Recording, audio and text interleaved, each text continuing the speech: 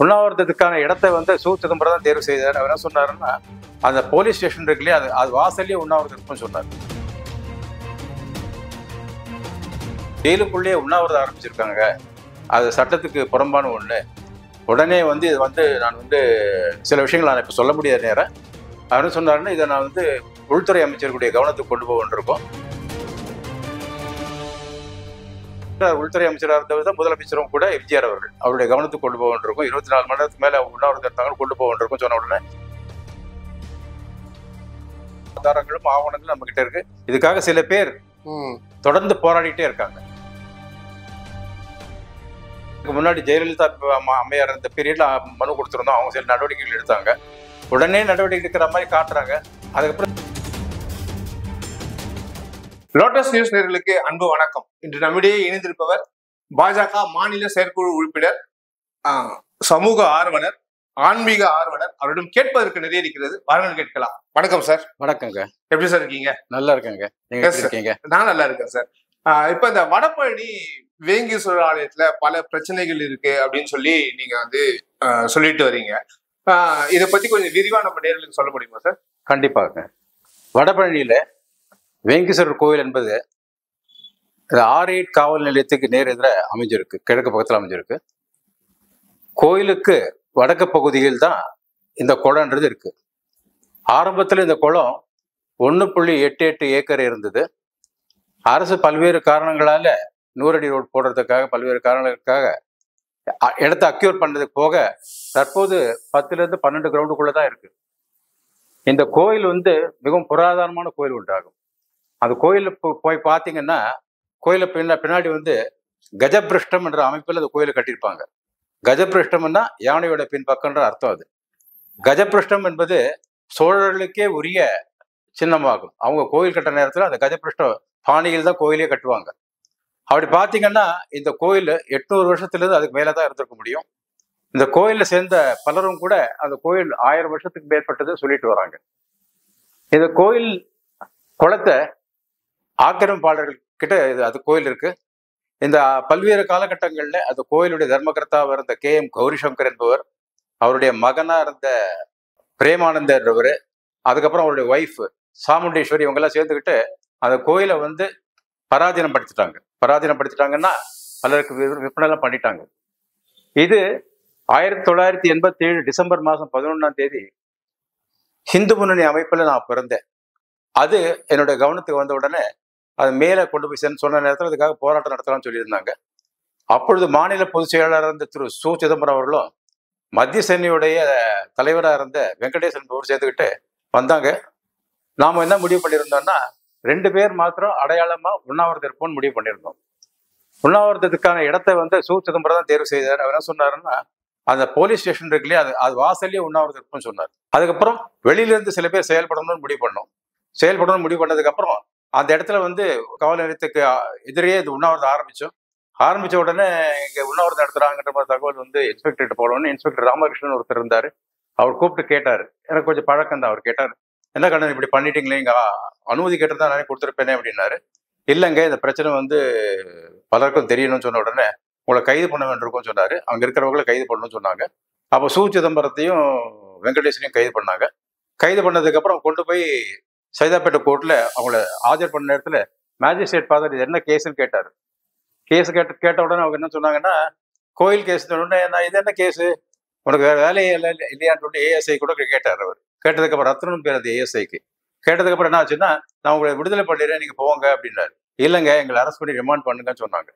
அது ஒரு நல்ல விஷயமா ஆச்சு. அதனாலதான் இந்த விஷயத்த நான் சொல்றேன். நான் இந்த ரிமாண்ட் பண்ணி அங்க ஜெயில வச்சதுக்கு அப்புறம் சென்ட்ரல் ஜெயில வச்சிருந்தாங்க. சென்ட்ரல் ஜெயில் அப்போ வந்து சென்ட்ரல் போலீஸ் ஸ்டேஷனுக்கு ஆப்போசிட்ல இருந்தது. அங்க அவங்கள வச்சுட்டாங்க. அதுக்கப்புறம் வந்து என்ன ஆச்சுன்னா, முடிவு DIG பிரசிடன்ஸ் இன்சார்ஜா இருந்தவர்கிட்ட இதை பத்தி பேசணும்னு முடிவு பண்ணதுக்கு அப்புறம் என்ன ஆச்சுன்னா, அவர்கிட்ட நான் போன்ல பேசினேன். அவர் என்ன சொன்னாருன்னா, இவங்க ஜெயிலுக்குள்ளேயே உண்ணாவிரதம் ஆரம்பிச்சிருக்காங்க, அது சட்டத்துக்கு புறம்பான ஒண்ணு. உடனே வந்து இது வந்து நான் வந்து சில விஷயங்கள் நான் இப்ப சொல்ல முடியாத நேரம். அவர் என்ன சொன்னாருன்னா, இதை நான் வந்து உள்துறை அமைச்சருடைய கவனத்துக்கு கொண்டு போகணும். அப்போ அமைச்சராக உள்துறை அமைச்சராக இருந்தவர் தான் முதலமைச்சரும் கூட எம்ஜிஆர் அவர்கள். அவருடைய கவனத்துக்கு கொண்டு போக வேண்டியிருக்கும். 24 மணி நேரத்துக்கு மேலே உண்ணாவிரதம் இருந்தாங்க, கொண்டு போக வேண்டியிருக்கும் சொன்ன உடனே இவங்க 24 மணி நேரத்துக்கு கடந்து உண்ணாவிரதம் இருந்தாலும் அந்த விஷயம் வந்து எம்ஜிஆருடைய நேரடிய கவனத்துக்கு போச்சு. போன உடனே அவர் உடனடியாக அப்போ அறநிலையத்துறை அமைச்சராக இருந்த வி.வி. சாமிநாதனை கூப்பிட்டு இது சம்பந்தமான நடவடிக்கை எடுக்க சொன்ன உடனே கே.எம். கௌரி சங்கர் என்ற ட்ரஸ்டி தலைமுறை ஆயிட்டாரு. அவரை தேடி கண்டுபிடிச்சிட்டாங்க. ஆனால் இடையில அப்போ வந்து HRNC கமிஷனர் இருந்த கல்யாண சுந்தரம் வந்து இந்த கோயில் குளத்தை மீட்கிறதுக்காக நடவடிக்கை எடுக்கணும்னு சொல்லிட்டு ஒரு பெரிய லிஸ்டே ஒன்று போட்டு ரெடி பண்ணாரு. அதுக்கப்புறம் என்னாச்சுன்னா கொஞ்சமா நடவடிக்கை எடுக்கிற ப்ராசஸ் கொஞ்சமா நின்று போச்சு. HRNC தான் இந்த கேஸை நடத்தணுன்றதுனால அந்த கேஸை நடத்தாமையே அவங்க காலம் தடுத்துட்டே வந்தாங்க. பல்வேறு காலகட்டங்களில் நம்ம போராட்டங்கள்லாம் நடத்தணும், இந்து முன்னணி சார்பில் எல்லாம் போராட்டங்கள் நடத்தணும், கைது நடவடிக்கை நடந்தது, அரெஸ்ட் ஆகி உள்ளெல்லாம் போயிருந்தது, இதெல்லாம் நடந்தது. ஆனா டிசம்பர் 11, 1987 இப்போ கிட்டத்தட்ட பார்த்தீங்கன்னா 37 வருஷம் ஆயிடுது. இது வரைக்கும் அது பெரிய முன்னேற்றம் ஒன்றும் கிடையாது. இடையில 2018க்கு முன்னாடி வந்து நம்ம அப்போ சட்டமன்றத்தை உறுப்பினர் அந்த H. ராஜாவை கூட சட்டமன்றத்தில் இதை பற்றி கேள்வியெல்லாம் எழுப்பினாரு. அப்போ நடவடிக்கை எடுக்கிற மாதிரி காட்டினாங்க, மறுபடியும் ஒரு நடவடிக்கை எடுக்கல. 2018 ஜூன் மாசத்துல வந்து மோகன்ராஜ் என்பவர், மோகன்ராஜ் யாருன்னா நெல்லை ஜெபமுடைய சன், அவர் வந்து ஒரு வழக்கை பதிவு செய்தார்.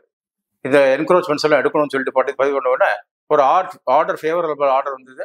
அந்த ஆர்டர்ல ஜட்ஜஸ் ரெண்டு ஜட்ஜஸ் இருந்தாங்க. அவங்க 2 பேரும் சேர்ந்து என்ன சொன்னாங்கன்னா EBக்கு நோட்டீஸ் கொடுத்தாங்க, கார்பரேஷன் நோட்டீஸ் கொடுத்தாங்க, எல்லாரும் கொடுத்து எல்லாரும் ஒத்துழைக்கணும், அந்த ஆக்கிரமிப்பெல்லாம் அகற்றணும், இது அலோவ் பண்ண முடியாதுன்னு சொன்னாங்க. ஆனா ஜூன்ல நடந்த இந்த விஷயத்துக்கு உடனடியாக நடவடிக்கை எடுக்காம HRNC காலம் தாழ்த்துச்சு. செப்டம்பர் மாசத்துல அவங்க போயிட்டு ஒரு ஸ்டே வாங்கினான். டிசம்பர் மாசம் ஒரு பெட்டிஷன் போட்டோம். அதுக்கப்புறம் வந்து அது அப்படியே பெண்டிங் ஆகி போயிட்டே இருக்கு. இதுவரை பல்வேறு வழக்குகளை போட்டு இது முடக்கி பண்ணிட்டே இருக்காங்க. இந்த ஆக்கிரமிப்புக்கு காரணம் வந்து அந்த அரங்காவலர் மாத்திரம் கிடையாது, HRNC இது உடந்தையா இருந்துட்டு இருக்கு. இந்த ஆக்கிரமிப்புகளை நீக்கி அந்த இடத்த மறுபடியும் குளமா ஆக்கி அந்த இடத்துல வந்து குடமுழுக்க அந்த இடத்துல எல்லாம் வந்து தெப்போற்சவம் நடத்தணும். அதெல்லாம் வந்து அப்படின்றது எங்களோட கோரிக்கை. இப்ப நீங்க RTI போட்டு தகவல் எல்லாம் வாங்குறீங்களா சார்? இப்ப அதுக்கு எவ்வளவு நிலம் இருக்கு, அது குளத்தோட நிலம் எவ்வளவு, இதெல்லாம் நீங்க வாங்கிருக்கீங்க? கம்ப்ளீட்டா வாங்கிருக்கோம். கம்ப்ளீட் டாக்குமெண்ட்ஸ் எங்க கிட்ட இருக்கு. உங்களுக்கு RTIல ஆனா பல பேர் என்ன சொல்றாங்கன்னா RTI தகவல்களே நம்ம கேட்டா சரியா குடுக்கறது இல்ல, வரது இல்ல அப்படின்றாங்க. கொடுக்கறது இல்ல. ஆமா, கொடுக்கறது இல்ல, போராடி தான் வாங்கியிருக்கோம். இப்போ கம்ப்ளீட் ஹிஸ்டரி, எல்லா கேஸுகள் என்ன நிலைமை எல்லாமே நம்ம கிட்ட இருக்கு. அந்த கோயில் குழந்தாண்டதுக்கான ஆதாரங்கள்லாம் ஃபுல்லா இருக்கு. அந்த சில பெட்டிஷன்ஸ்ல வந்து அந்த கோயிலுடைய தர்மகர்த்தாவே வந்து அட்மிட் பண்ணிருக்காங்க அது குளம்னு சொல்லிட்டு, அது குளம்னு சொல்லிட்டு ஃபைட் பண்ணிருக்காங்க மேல. அதுக்கப்புறம் அதை ஆக்கிரமிப்பு கொடுத்துட்டு அந்த இடத்தையே மாத்தணுன்ற மாதிரி சொல்லியிருந்தாங்க. இனிமே குளம் மறுபடியும் வர முடியாதுன்னு சொல்லிட்டு கலெக்டர் கிட்ட சொல்லி இதை குளம் ஆக முடியாது, அதனால வந்து இது வெறும் நிலமா மாத்திருக்க, கமர்ஷியல் லேண்டா மாத்திருக்கன்ற மாதிரி சொன்னாங்க. கலெக்டர் ஒத்துக்கல. கலெக்டர் அதுக்கு உத்தரவிடணும்னு சொல்லிட்டு ஹைகோர்ட்ல கேஸ் போட்டாங்க. அந்த கேஸை டிஸ்மிஸ் ஆச்சு, அவங்களுடைய கேஸை டிஸ்மிஸ் ஆச்சு. இப்படி எல்லாம் நடந்திருக்கு. RTI மூலம் தகவல் கிடைச்சிருக்கு, பல்வேறு தரப்புல தகவல் கிடைச்சிருக்கு. இதுக்காக பல்வேறு தரப்பினர் முயற்சி பண்ணிட்டு இருக்காங்க. அவரோட இதற்கான அனைத்து ஆதாரங்களும் நீங்க வச்சிருக்கீங்க? அனைத்து ஆதாரங்களும் ஆவணங்களும் நம்ம கையில இருக்கு. இந்த வேங்கேஸ்வரர் கோயில், ஆமா, இது தொடர்பான அனைத்து ஆதாரங்களும் ஆவணங்களும் நம்ம கிட்ட இருக்கு. இதுக்காக சில பேர் தொடர்ந்து போராடிட்டே இருக்காங்க. அவங்க பேர் எங்க சொல்ல விரும்பல, நான் தொடர்ந்து முயற்சி பண்ணிட்டே இருக்காங்க. முதலமைச்சருக்கு ஏதாவது மனு எடுத்தா கொடுத்துருக்கீங்களா? சமீபத்துல கொடுக்கல. அதுக்கு முன்னாடி ஜெயலலிதா அம்மையார் இந்த பீரியட்ல மனு கொடுத்திருந்தோம். அவங்க சில நடவடிக்கைகள் எடுத்தாங்க. உடனே நடவடிக்கை எடுக்கிற மாதிரி காட்டுறாங்க. அதுக்கப்புறம் இந்த HRNC அமைச்சர் சேகர் பாபு அவர்கள் வந்த உடனே நிறைய நிலங்கள்லாம் நாங்க வந்து ஆக்கிரமிப்பான நிலங்கள்லாம் நாங்க வந்து மீட்டு கொடுத்துருக்கோம், ஆலயத்துக்கு நிறைய பண்ணிருக்கோம் அப்படின்னு சொல்றாரு. நீங்க ஏன் அவர்கிட்ட கொடுக்காம போனீங்க? இப்ப கொடுக்கணும்.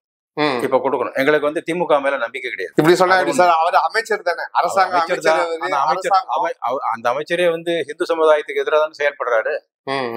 இந்து மதத்துக்கு எதிரான நிகழ்ச்சிகள் கலந்துக்கிறாரு. அவர் மேல நம்ம வந்து ஒரு மனு கொடுக்குறோம், மனு கொடுத்து அவங்க நடவடிக்கை எடுக்கல அப்படின்னும் போது நம்ம வந்து அதை சொல்லலாம். பட் நம்ம அதுக்கான ஒரு முயற்சியே எடுக்காம நம்ம இதை வந்து கேட்கறதுன்றது ரைட்டா அப்படின்ற அது ஒரு பார்வை வைப்பாங்க. இன்னைக்கு நேரத்துக்கு நடக்கிற விஷயமே கிடையாது. நான் சொன்னபடி உங்களுக்கு 37 வருஷமா நடந்துட்டு இருக்கு. இதுல வந்து புதுசா பண்ணணும்னு என்ன இருக்குன்னு தெரியல எனக்கு. இல்ல நீங்க அதான் நான் சொல்றேன், நீங்க அதிமுக ஆட்சியில கொடுத்தேன் அப்படின்னீங்க, அப்ப அது நடவடிக்கை எடுக்கல. இப்ப திமுக வந்தோடனே இவ்வளவு நாங்க செய்யறோம் அப்படின்றீங்க, RTI போட்டு தகவல் வச்சிருக்கீங்க, ஆதாரம் வச்சிருக்கீங்க அப்படின்னும் போது ஒரு அமைச்சர்களுக்கோ இல்ல முதலமைச்சருக்கோ எடுத்துட்டு அங்க நம்ம எடுத்துட்டு அதுக்கான ஆக்ஷன் எடுக்கலன்னு போது நம்ம அந்த கேள்விகளை வைக்கிறதுக்கு இன்னும் ரைட்டா இருக்கும். நாங்க தொடர்ந்து HRNC கமிஷனருக்கு இந்த மனுக்கள் எல்லாம் கொடுத்துட்டு இருக்கோம். முதலமைச்சர் கொடுக்கலன்றதுதான் கொடுக்கலன்ற விஷயம். கமிஷனர் வந்து எந்த நடவடிக்கை எடுக்கல. இப்போ ரீசெண்டா கூட கொடுத்துருக்கோம். அதற்கான எல்லா ஆதாரங்களும் எங்க கிட்ட இருக்கு. Okay okay sir. இப்ப பாத்தீங்கன்னா இப்போ ஐஜி பொன்மாணிக்கம் அவர்களா இருக்கட்டும், ரங்கராஜன் நரசிம்மன் அவர்களா இருக்கட்டும், நிறைய கோவில்களே கோவில் நிலங்கள் காணாம போகுது அப்படின்னு சொல்றாங்க. கோவில்களே காணாம போகுது அப்படின்னு சொல்லி முன்னாள் சிலை தடுப்பு பிரிவு ஐஜி பொன்மாணிக்கம் அவர்கள் சொல்றாங்க. இந்த மாதிரி ஏதாவது நீங்க வந்து பண்றீங்களா, பாக்குறீங்களா? இதை பத்தி உங்களுக்கு என்ன கருத்து சொல்ல விரும்புறீங்க நீங்க? இல்ல, பொன்மாணிக்க வேலு அப்புறம் ரங்கராஜன் நரசிம்மன்லாம் வந்து அருமையான காரியங்கள் பண்ணிட்டு வராங்க. சிறப்பான முறையில அவங்களுடைய காரியங்கள்லாம் பண்ணிட்டு வராங்க. அவங்கெல்லாம் வந்து இந்த பாலைவனத்துல ஓஏசிஸ்ன்னு சொல்லுவாங்க இல்லையா, அந்த மாதிரியான ஆட்களா இருந்துகிட்டு இருக்காங்க. சில பேர் இதுக்காக மனைஞ்சு பண்ணிட்டு இருக்காங்க. அது பத்தல, போறல. அரசு தான் நடவடிக்கை எடுக்கணும். பாஜக வந்த பிறகு அறங்காவல்துறையே இருக்காது, ஹெச்ஆர்என்சி இருக்காது அப்படின்னு சொல்லி ஒரு ஸ்டேட்மெண்ட் அண்ணாமலையர்கள்ல இருந்து கொடுக்குறீங்க. அதுக்கு ஆல்டர்னேட்டா ஏதாவது நீங்க வச்சிருக்கீங்களா? ஆல்டர்னேட் வரைவு இருக்கா உங்களுக்கு? எப்படி இதை வந்து நடத்துறது? அறநிலையத்துறை உருவாகிறதுக்கு முன்னாடி என்ன சூழ்நிலை இருந்தோ அது நடக்கும். மானிட்டரிங் கமிட்டி நடக்கும், கிரியேட் பண்ணுவாங்க. இவங்க வந்து எல்லாத்துலயுமே இன்டர்ஃபியர் பண்றாங்களே. இவங்க வந்து பாத்தீங்கன்னா ஹெச்ஆர்என்சின்றது வந்து அங்க மெயின்டெனன்ஸ்க்காக போடப்பட்ட அமைப்பு தான். அவங்களுக்கு வந்து நித்திய பூஜையில தடையிடறதுக்கு உரிமையே கிடையாது. 12% தான் அதுல இருந்து வருமானம், கோயில் வருமானத்துல எடுத்துக்கிட்டு அவங்களுடைய ஹெச்ஆர்என்சியுடைய பணியாளர்களுக்கு கொடுக்க முடியும் இருக்கு. ஆனா அவங்க கிட்டத்தட்ட பாத்தீங்கன்னா 27%, 30% வரைக்கும் எடுக்கிறாங்க. அந்த கோயில் பணத்தை வச்சுக்கிட்டு அவங்க வீட்டுக்கு ஏசி போட்டுக்கிறாங்க, வட்டிகள் வாங்கிக்கிறாங்க, எல்லாமே பண்ணிட்டு இருக்காங்க. கோயிலுடைய பணத்தை பராதீனம் பண்றதே வந்து இந்த ஹெச்ஆர்என்சி அதிகாரிகள் தான். இவங்களை எப்படி நம்ப முடியும்? எப்படி அவங்களை இது பண்ண முடியும்? ஆனா மத்த இதுல பாத்தீங்கன்னா இப்போ நீங்க இவ்வளவு குற்றச்சாட்டுகள் வந்து ஆலயத்துக்கு மேல சொல்லிட்டு இருக்கீங்க. இது மட்டும் தான் உங்க பார்வைக்கு வந்திருக்கா, இல்ல பல கோயில்கள் இன்னும் இருக்குன்னு நினைக்கிறீங்க? பல கோயில்கள் இருக்கு, தமிழ்நாடு முழுக்க பல கோயில்கள் இருக்கு. அதுக்காக பலரும் போராடிட்டு இருக்காங்க, அவங்க லெவல்ல முயற்சி பண்ணிட்டு இருக்காங்க. நாம இந்த பகுதியில் இருக்கிறனால இந்த கோயிலுடைய விஷயத்தை எடுத்துக்கிட்டோம். இதை தவிர வந்து வடபழனி முருகன் கோயில் நிலங்களை மீட்கிறதுக்காக கடந்த காலத்திலேயே போராடி இருக்கோம். 1981லயே போராடி இருக்கோம். 12.56 ஏக்கர் கோயிலோட நிலங்கள் கோயிலுக்கு பின்னாடி சாலி கிராமத்துல, கோடம்பாக்கம் பவர் ஹவுஸ்ல இங்கெல்லாம் இருந்தது. அதை வந்து அப்படியே ஒரு சைதாப்பேட்டை ஹவுசிங் சொசைட்டி என்ற ஒரு பிரைவேட் அமைப்புக்கு கொடுக்கறதுக்கான முயற்சி பண்ண நேரத்துல அதுக்காக போராடி கோயிலுடைய நிலங்கள் எல்லாம் மீட்டிருக்கோம். இந்த பகுதியில் இருக்கிறதால இதுல கான்சென்ட்ரேட் பண்ணிட்டு இருக்கோம். இன்னும் நிலங்கள் இதே இந்த வேங்கீஸ்வரர் ஆலயத்துக்கு சொந்தமான நிலங்கள் இன்னும் வெளியேதான் இருக்கும்னு நீங்க நினைக்கிறீங்களா? நிறைய இருக்கு. அதே மாதிரி வடபழனி முருகன் கோயிலும் ஆமா நிறைய இருக்கு. அதுக்கான ஆவணங்கள்ல எல்லா ஆவணங்களும் இருக்கு. ஓகே, அதை மீட்கிறதுக்கு ஏதாவது நடவடிக்கை நீங்க முயற்சி பண்ணிருக்கீங்களா, கொடுத்துருக்கீங்களா? நீங்க ஹெச்ஆர்என்சில இந்த மாதிரி இருக்கு, நடவடிக்கை எடுங்கன்னு சொல்லி முயற்சி பண்ணிட்டு இருக்கோம். சரி சார், எப்ப போய் நீங்க வந்து அமைச்சரையும் முதல்வருக்கும் நீங்க மனு கொடுக்கறதா இருக்கீங்க? வெகு விரைவில் மீட் பண்ணுவோம். வெகு விரைவில் சந்திச்சு மனு கொடுக்கறது தயாரா இருக்கும். இந்த 37 வருஷமா அந்த சட்ட போராட்டம் நடந்துட்டு இருக்கு. மக்கள் இடையில வந்து ஒரு விழிப்புணர்வு வந்தாதான் சால்வ் ஆகும். அதனால் தொடர் போராட்டங்கள் மூலம்தான் வந்து அரசை பணி வைக்க முடியும்னு நினைக்கிறேன். தொடர் போராட்டங்கள் நடத்துறதுக்கான திட்டங்களை தீட்டிட்டு தொடர் போராட்டங்கள் நடத்துறதுக்கான முயற்சி நடக்கும்.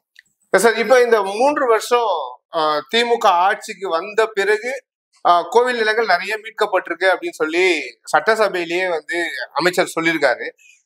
அதிமுக ஆட்சியை விட நாங்க வந்து நல்லா பண்ணிட்டு இருக்கோன்றாங்க. நீங்க எப்படி பாக்குறீங்க? 2 திராவிட கட்சியும் அப்படிதான் இருக்குன்ற மாதிரி நினைக்கிறீங்க? 2 திராவிட கட்சிகளும் அப்படியேதான் இருக்கு. 2 பேருக்கும் வித்தியாசமே கிடையாது. இவங்க சொல்ற விஷயத்தெல்லாம் ஃபேக்ட் செக் பண்ணணும். ஃபேக்ட் செக் பண்ணி பார்க்கணும் என்ன அளவு பண்ணிருக்காங்க பார்க்கணும். இவங்க சொல்றதுல பெரிய உண்மை இருக்கிற மாதிரி தெரியல எனக்கு. இதுக்கான ஒரு முனைப்பு எடுத்துதான் ஆகணும்னு நினைக்கிறீங்க? கண்டிப்பா எடுத்துதான் பண்ணணும். ஓகே, அடுத்த கட்ட நடவடிக்கை என்ன பண்ணலாம்னு இருக்கீங்க? அது திட்டமிட்டு இருக்கோம். இந்த கோயில் விஷயத்துல ஆர்வம் இருக்கக்கூடியவர்களை சேர்த்துக்கிட்டு ஒரு முயற்சி யோசிச்சுட்டு இருக்கோம். அது தகுந்தாப்புல பண்ணுவோம், நடவடிக்கை எடுப்போம். ஓகே சார், இதுக்கு கட்சி சம்பந்தமா நீங்க பண்ணணும்னு நினைக்கிறீங்களா, இல்ல வெறும் சமூக வச்சே நீங்க மூவ் பண்ணி போகலாம் அப்படின்னு பாக்குறீங்களா? ஏன்னா பாஜக அதுக்குன்னு ஒரு தலைவர் இருக்காரு ஆலயத்துக்கு, சுதர்சன நச்சேப்பன்னு நினைக்கிறேன் நான். அவர் மூலமா பாஜக கட்சி மூலமா ஆர்ப்பாட்டம் அந்த மாதிரி நீங்க ஏற்பாடு பண்ணணும்னு நினைக்கிறீங்களா, இல்ல நீங்க சமூக ஆர்வலர்கள் இந்த ஆலயத்து இயக்கங்கள் நிறைய இருக்கு இல்லைங்களா, இதன் மூலமா நீங்க ஒரு வைக்கணும்னு நினைக்கிறீங்களா? சமூக ஆர்வலர்கள், கோயில் சார்ந்த பக்தர்கள் இவங்களெல்லாம் வச்சுக்கிட்டு லோக்கல் கமிட்டி ஒன்று ஃபார்ம் பண்ணி இதுக்காக போராடணும்னு நினைக்கிறோம். இது போல ஒரு கமிட்டி ஏற்கனவே ஒரு 87 ஃபார்ம் பண்ணோம். அந்த கமிட்டி இப்போ இல்லை, சம்மந்தப்பட்ட ஆட்கள் இல்லை. மறுபடியும் ஒரு கமிட்டி அமைச்சு இதுக்காக போராடணும். இதுக்காக எந்த கட்சி ஆதரவு தந்தாலும் சரிதான். இவ்வளவு நேரம் எங்க கேள்விகளுக்கு மிக பொறுமையா பதில் சொல்றதுக்கு ரொம்ப நன்றி சார். வணக்கங்க. வணக்கம்.